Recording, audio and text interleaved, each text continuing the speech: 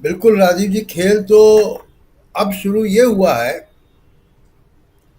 कि जो पिछले 3-4 दिन की घटनाओं से समझ में आया, चाहे बिहार की घटना हो नीतीश कुमार के पलटने की, या चंडीगढ़ में जिस तरीके से आज मेयर का चुनाव हुआ, या जिस तरीके से हेमंत सोरेन के ऊपर तलवार लटकाई जा रही है,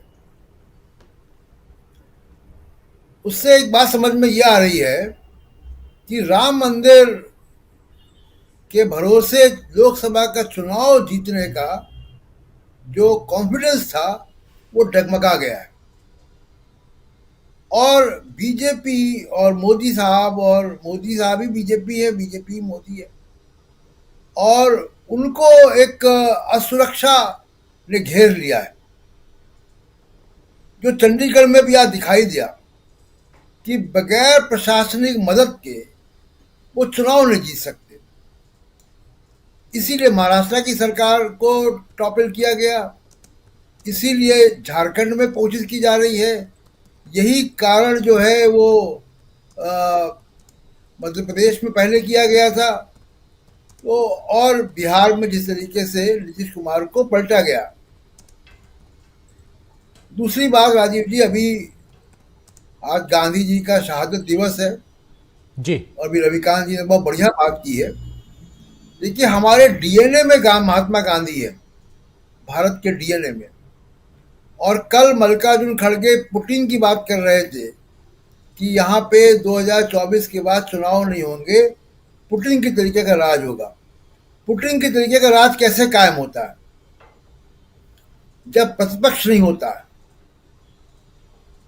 ये नॉर्थ कोरिया, चाइना, रूस, इनमें प्रतिपक्ष नहीं है।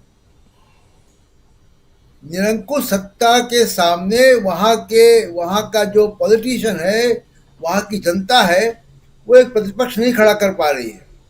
यही फर्क है हमारे और बाकी देशों में, कि हमारे यहाँ पे प्रतिरोध का डीएनए है जो गांधी जी का है।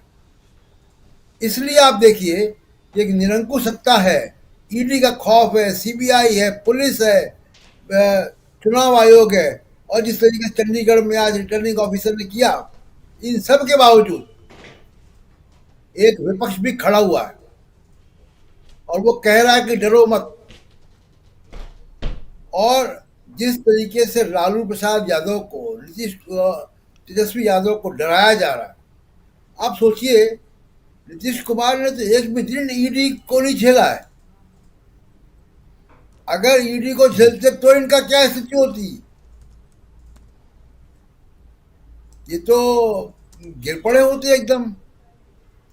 तो ये खेल अभी बाकी है। दूसरी बात जो मैंने 2 दिन पहले भी कही थी,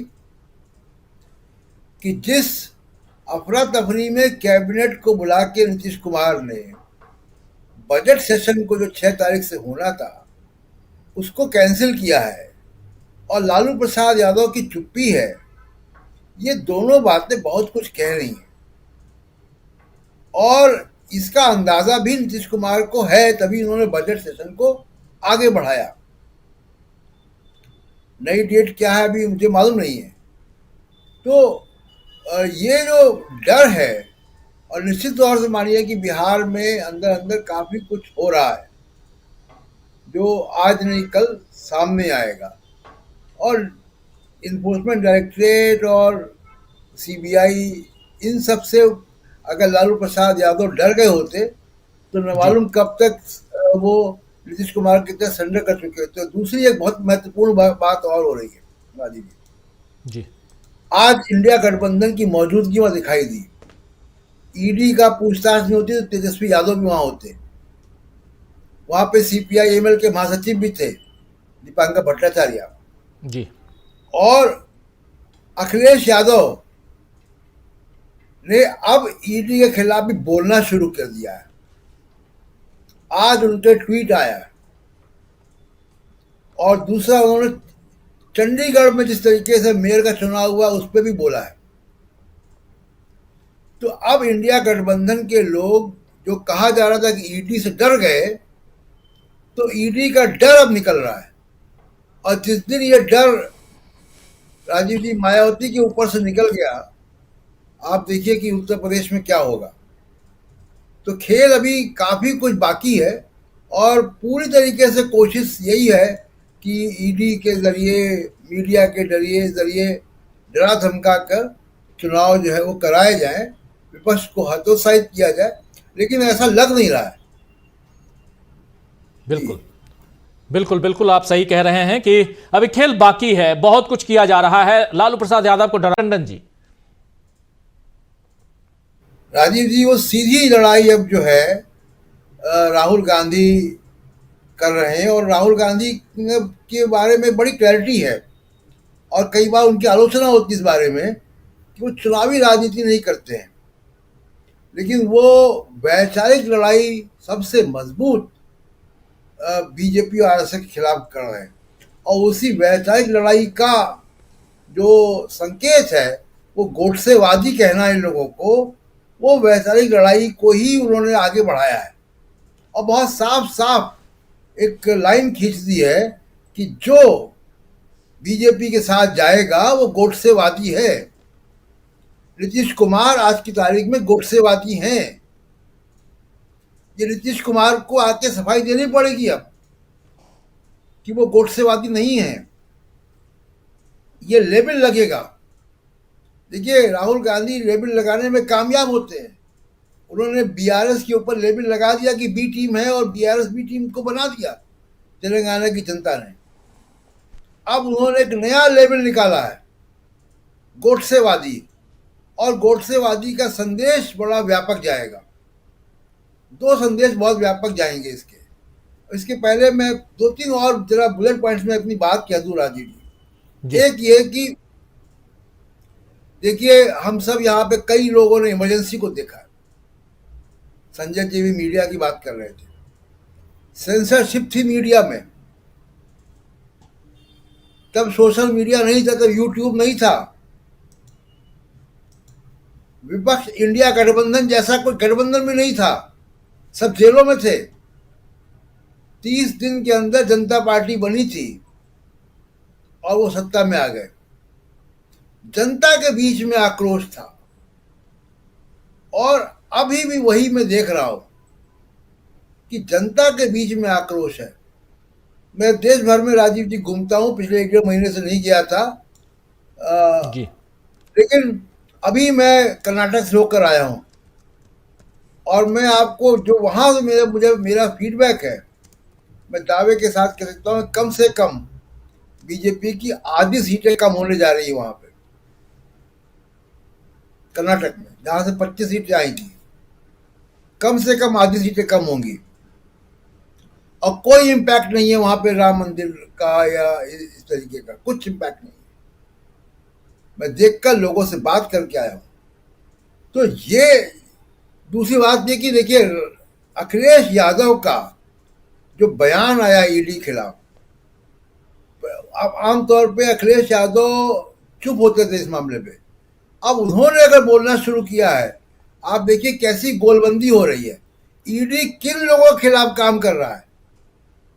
जाति जनगणना के विमर्श के दायरे में इस बात को देखा जाए, वो हेमंत सोरेन के पीछे है, वो द्रविड़ आंदोलन से निकले तमिलनाडु की सरकार के पीछे है, स्टालिन के पीछे है, वो भी ओबीसी है, वो लालू यादव तेजस्वी यादव के पीछे है, वो अखिलेश यादव के पीछे है।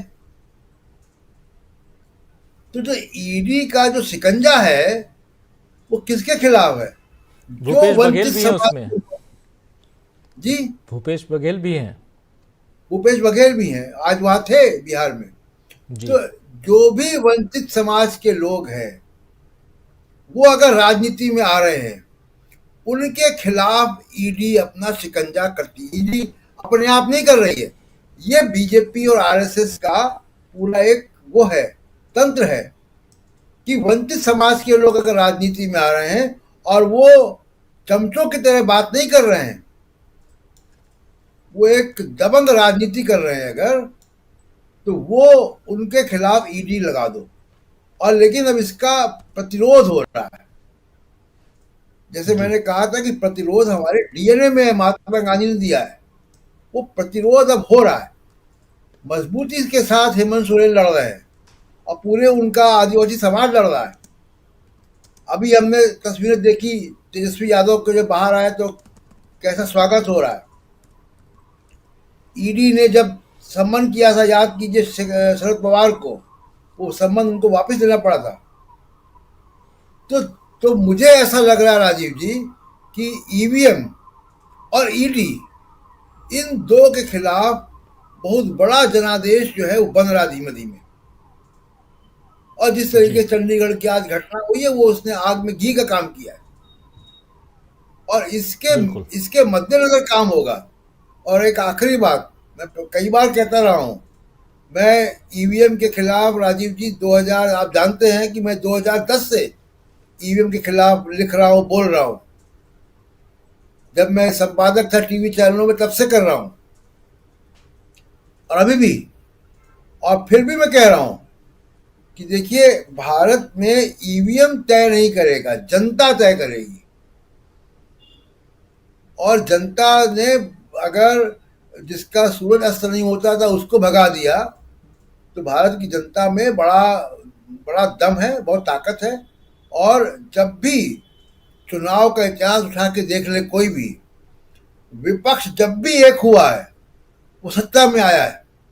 जी अभी तो गठबंधन है और मीडिया की ताकत को, आपके जैसे जो टीवी लाइव जैसा मीडिया है, इसको कम मत आकिए। 12 करोड़ आपको महीने भर में लोग देखते हैं, आपके जैसे और दर्जनों हैं। मैं देश भर में घूमता हूँ राजीव जी, छोटे छोटे जिनको 1 लाख 2 लाख लोग देखते हैं। आज की तारीख में गांव शहर में कोई, किसी शहर में जाएंगे, किसी गांव में जाएंगे, आपको तमाम मीडिया दिख रहा है जो ईमानदारी से अपना काम कर रहे हैं। बिल्कुल